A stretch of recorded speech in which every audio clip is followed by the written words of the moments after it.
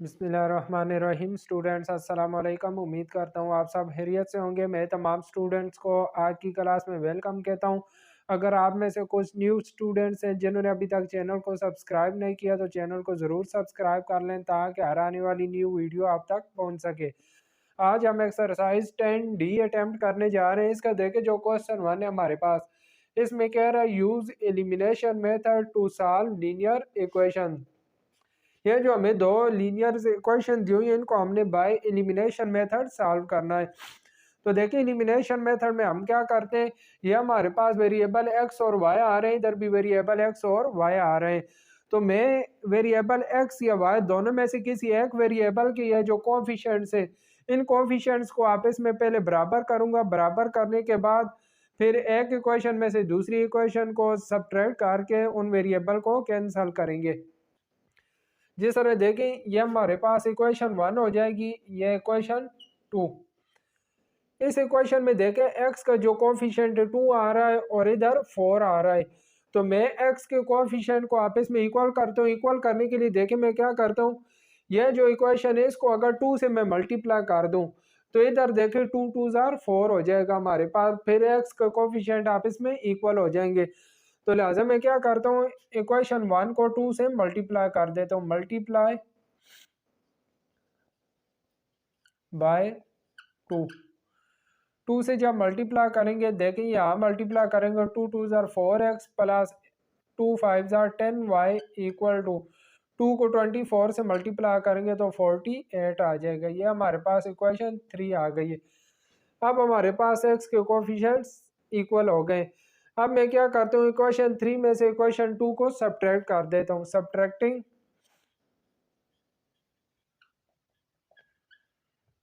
Equation 2 from 3, equation 3 को ऊपर लिखेंगे 4x plus 10y equal to 48 और इक्वेशन 2 नीचे आ जाएगी 4x plus 3y equal to 20।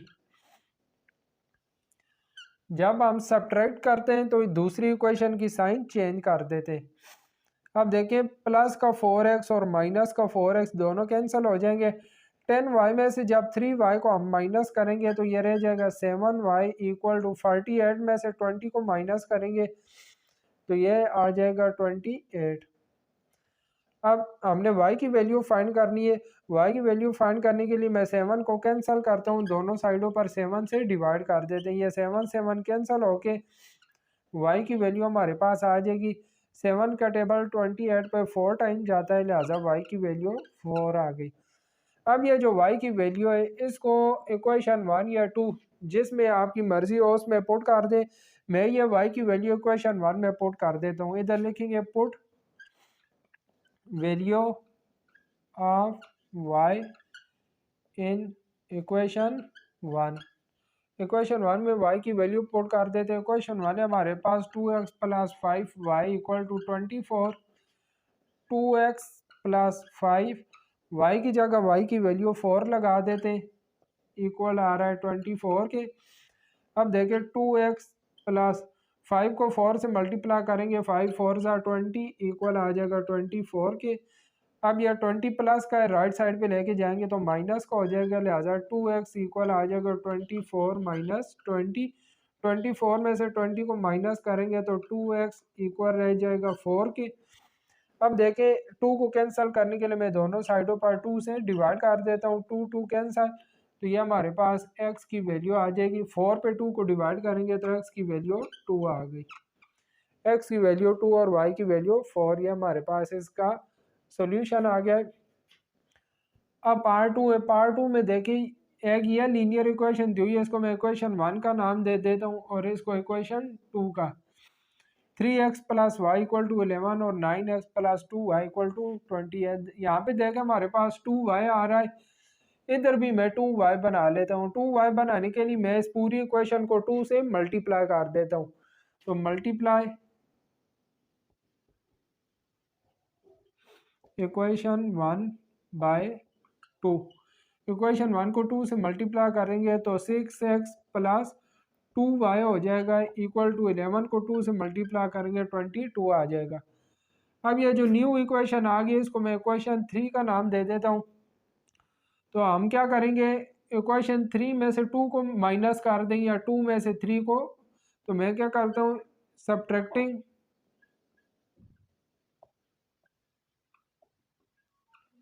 Equation 3 from 2। Equation 2 में से 3 को मैं सब्ट्रैक्ट कर लेता हूँ, क्योंकि देखिए इक्वेशन 3 मुझे बड़ी लग रही, क्योंकि इसमें इधर 9x आ रहा है, इधर 28 और इसमें 6x और 22 आ रहा है, लिहाजा इसको मैं ऊपर रख लेता हूँ।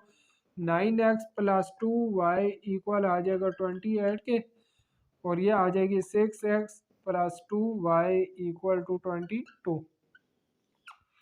जब माइनस करते हैं तो दूसरी इक्वेशन की साइन चेंज कर देते हैं।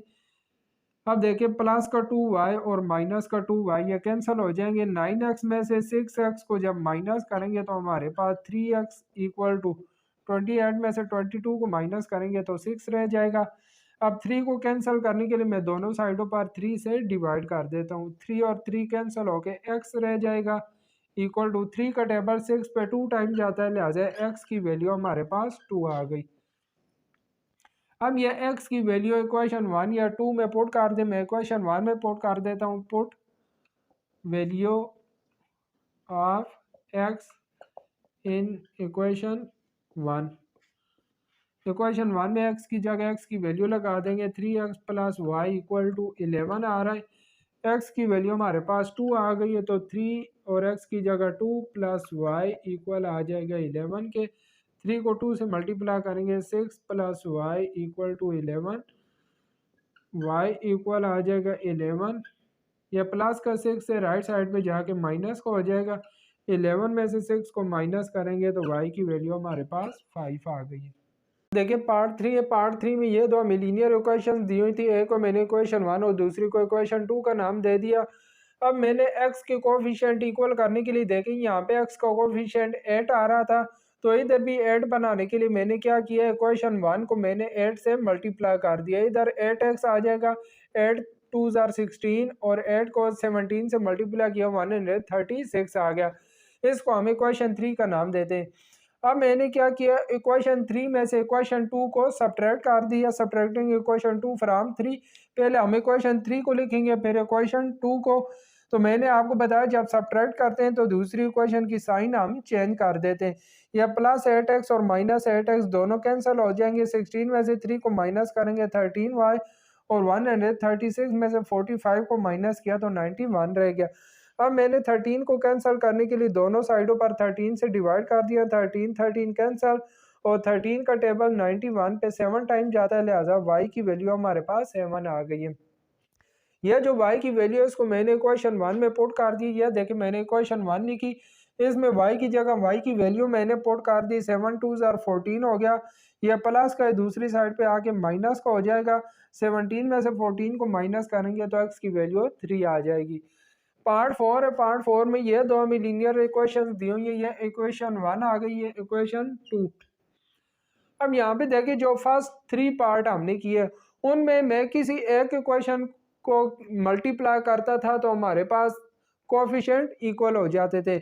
लेकिन ये जो अभी पार्ट 4 है इसमें मुझे दोनों इक्वेशंस को मल्टीप्लाई करना पड़ेगा। देखिए अगर मैं x के कोफिशिएंट को आपस में इक्वल करता हूँ तो ये जो इक्वेशन 1 है इधर मैं 3 से मल्टीप्लाई करूंगा तो हमारे पास 6 बनेगा, और इधर 2 से मल्टीप्लाई करूंगा तो 3 2 जार 6 होगा। फिर x के कोफिशिएंट हमारे पास इक्वल आ जाएंगे, तो लिहाजा अब मैं दोनों इक्वेशंस को मल्टीप्लाई करूंगा।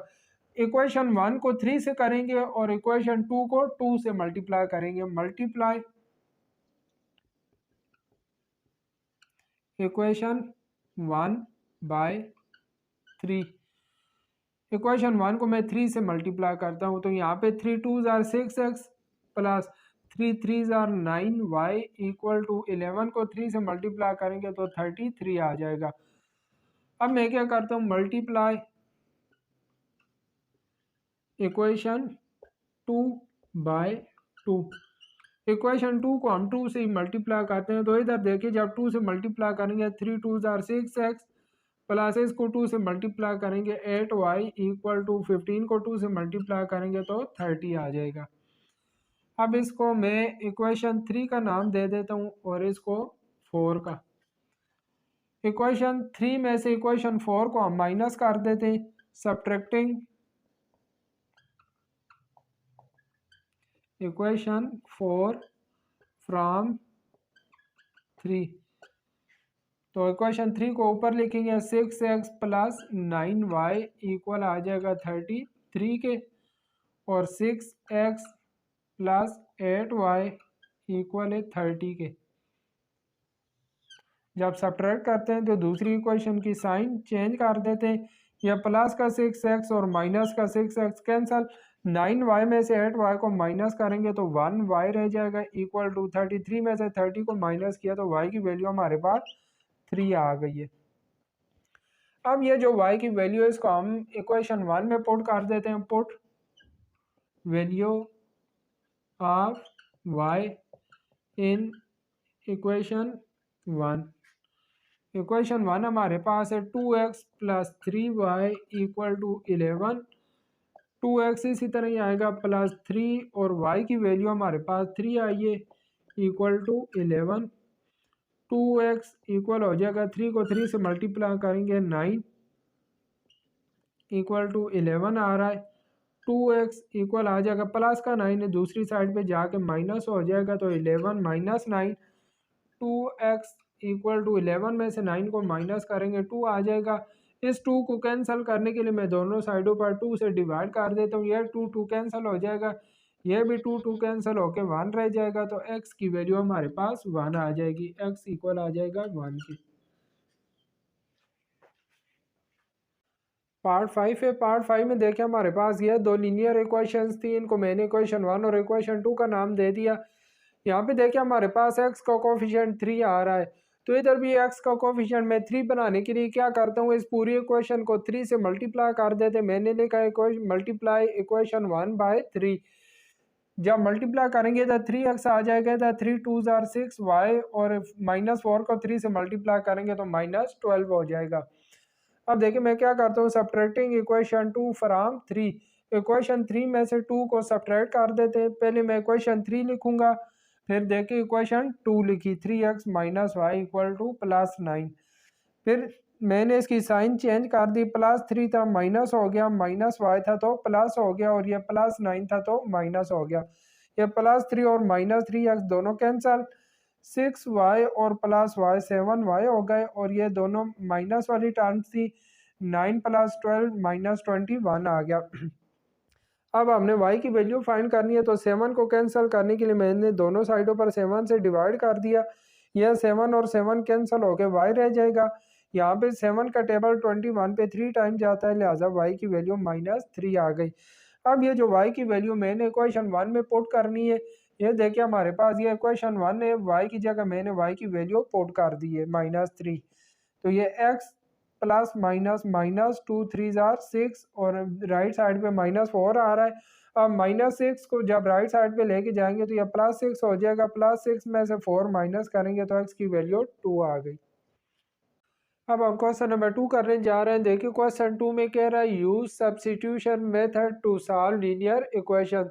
अब हमें जो दो लीनियर इक्वेशंस दी हुई है इनको हमें सब्स्टिट्यूशन मेथड से सॉल्व करना है। तो सब्स्टिट्यूशन मेथड क्या है, इस मेथड में हम क्या करते हैं, फर्ज किया ये हमारे पास दो लीनियर इक्वेशन है, हम देखेंगे जिस इक्वेशन से आसानी से x या y की वैल्यू आ सकती है उस इक्वेशन से हम x या y की वैल्यू निकालेंगे। जिस तरह देखें ये इक्वेशन है, इस इक्वेशन में अगर मैं -y को राइट साइड पे ले जाऊं तो x की वैल्यू हमारे पास 2 + y आ जाएगी। वो x की वैल्यू मैं इक्वेशन 1 में पुट करके इसे सॉल्व कर लूँगा। यही प्रोसेस हम सेकंड पार्ट में भी करेंगे। अब देखिए इधर इसको मैं इक्वेशन 1 का नाम दे देता हूँ, इसको इक्वेशन 2 का मैंने कहा है, इस इक्वेशन से हम x की वैल्यू निकाल लेते हैं। देखिए -y इसको अगर मैं राइट साइड पे ले जाऊँ तो x इक्वल आ जाएगा 2 + y के। यह जो x की वैल्यू आई है अब इसको हम इक्वेशन 1 में पुट कर देंगे। इसको मैं इक्वेशन 3 का नाम दे देता हूँ। मैं लिखता हूँ put equation 3 in equation 1। Equation 3 को हम इक्वेशन 1 में पुट कर दें तो देखिए x की जगह मैं 2 + y लगा दूंगा, 3 मल्टीप्लाई एक्स की वैल्यू हमारे पास 2 प्लस वाई आ रही है, लिहाजा एक्स की जगह मैं 2 प्लस वाई लगा देता हूँ। आगे प्लस वाई इक्वल टू 10। 3 को अंदर वाली दोनों टर्म से मल्टीप्लाई करेंगे, 3 टू ज़ार 6 plus 3 Y plus Y equal 10 आ रहा है। 6 प्लस का इसको मैं राइट साइड पे लेके जाऊंगा तो माइनस का हो जाएगा। यहाँ पे 3 वाई और वाई हमारे पास 4 वाई इक्वल आ जाएगा 10 माइनस 6 के। 4 वाई इक्वल 10 में से 6 को माइनस करेंगे 4 रह जाएगा। अब हमने y की वैल्यू फाइंड करनी है तो 4 को कैंसिल करने के लिए मैं दोनों साइडों पर 4 से डिवाइड कर देता हूँ। ये देखिए 4 और 4 कैंसिल होकर हमारे पास y रह जाएगा और यहाँ पे 4 और 4 कैंसिल होके 1 आ गया, लिहाजा y की वैल्यू हमारे पास 1 आ गई है। ये y की वैल्यू इक्वेशन 3 में मैं पुट कर देता हूँ। Put value of y in equation 3। Equation 3 आ रही है x equal to 2 plus y. X इसी तरह ही आएगा 2 प्लस वाई की वैल्यू हमारे पास 1 आ रही है तो y की जगह हम 1 लगा देते हैं तो x इक्वल हो जाएगा 2 प्लस 1 3। तो x की वैल्यू हमारे पास 3 आ गई है। पार्ट 2 है, पार्ट 2 में भी मैं दोनों इक्वेशन में से देखूंगा जिस इक्वेशन से हमारे पास x या y की वैल्यू आसानी से आ सकती है उस इक्वेशन से मैं वैल्यू निकालूंगा। इक्वेशन 1 में से देखें, अगर ये प्लस 2 वाई इसको मैं राइट साइड पे ले जाऊं तो ये माइनस का हो जाएगा और हमारे पास x की वैल्यू आ जाएगी। x इक्वल आ जाएगा 8 माइनस 2 वाई। इसको मैं इक्वेशन 3 का नाम दे देता हूँ। यह जो x की वैल्यू आई है इसको इक्वेशन 2 में मैं पुट कर देता हूँ। Put value of x in equation 2। Equation 2 हमारे पास 2 मल्टीप्लाई x आ रहा है, x की वैल्यू हमारे पास 8 माइनस 2 वाई आ गई है। फिर आगे प्लस 3 वाई इक्वल टू 14। 2 को अंदर वाली दोनों टर्म से मल्टीप्लाई करेंगे, 2 8 ज़ार 16 माइनस 2 2 ज़ार 4 y plus 3 y equal to 14 आ गया। अब देखें प्लस का 16 है, मैं राइट साइड पे लेके जाऊंगा माइनस हो जाएगा और माइनस 4 वाई में से प्लस 3 वाई को निकालेंगे तो माइनस वाई इक्वल आ जाएगा 14। 16 को दूसरी साइड पे लेके जाएंगे तो माइनस 16 हो जाएगा। Minus Y equal to minus 16 में से प्लस 14 को निकालेंगे तो माइनस 2 रह जाएगा। अब यह माइनस और माइनस दोनों साइडों से कैंसिल हो जाएंगे तो y की वैल्यू हमारे पास 2 आ जाएगी। अब ये जो y की वैल्यू आई है इसको इक्वेशन 3 में मैं पुट कर देता हूँ। Put value of y in equation 3। y की वैल्यू को इक्वेशन 3 में लगाते हैं, x इक्वल है 8 माइनस 2 वाई के तो x इक्वल हो जाएगा 8 माइनस 2 और y की वैल्यू हमारे पास 2 आ रही है। x इक्वल आ गया 8 माइनस 2 2 ज़ार 4। 8 में से 4 को माइनस करेंगे तो x की वैल्यू हमारे पास 4 आ गई। हमारे पास पार्ट 3 है। पार्ट 3 में ये दो हमें लीनियर इक्वेशन दी हुई थी। ये जो इक्वेशन 2 में से मैंने x की वैल्यू फाइंड कर ली, माइनस वाई था इसको राइट साइड पे लेके गया तो प्लस वाई। अब x की वैल्यू हमारे पास 4 प्लस वाई आ रही है। ये x की वैल्यू मैं इक्वेशन 1 में पुट कर देता हूँ। तो देखिए इक्वेशन 1 में x की जगह मैंने x की वैल्यू 4 प्लस वाई पुट कर दी। आगे प्लस 2 वाई इक्वल टू 19। उसी तरह 7 को मैंने अंदर वाली दोनों टर्म से मल्टीप्लाई किया, 7 4 ज़ा 28। 7 को y से मल्टीप्लाई किया तो 7 वाई फिर प्लस 2 वाई इक्वल टू 19। 28 इसी तरह 7 प्लस 2 9 वाई हो जाएगा इक्वल टू 19। प्लस का 28 राइट साइड पे लेके आए तो माइनस का हो गया।